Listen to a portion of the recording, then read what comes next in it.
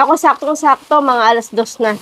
Kaya tamang-tama mamaya, kapag luto nito, ay may pang merienda na yung mga bata. Madali na itong gawin.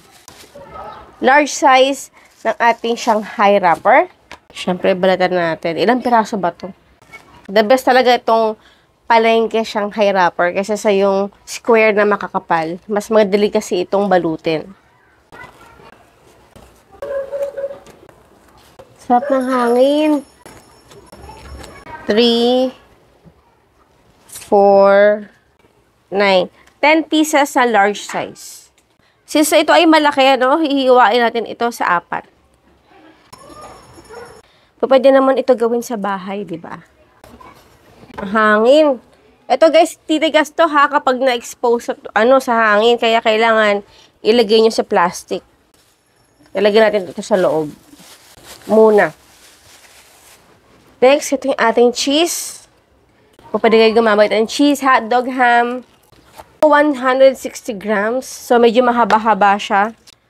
At hihiwain ko lang ito sa gitna. Medyo kapalan natin ng konti kasi sa bahay naman to. Lagyan natin yung tubig para madali mo lumambot yung pinaka-wrapper natin.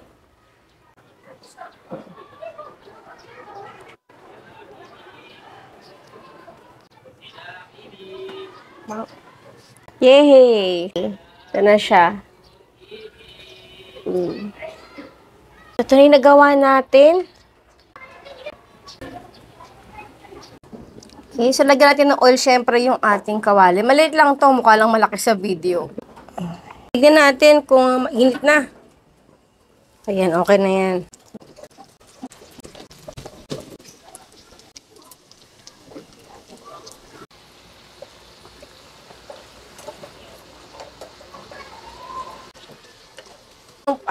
Powder.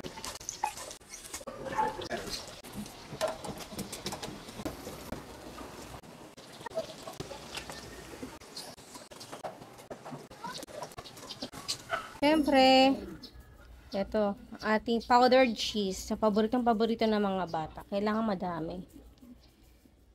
Yan. Ito.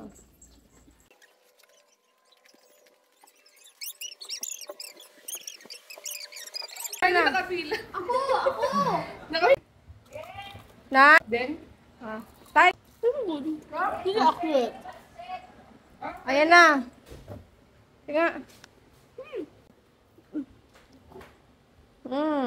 Yay! Oh, bite! Bite! Sarap.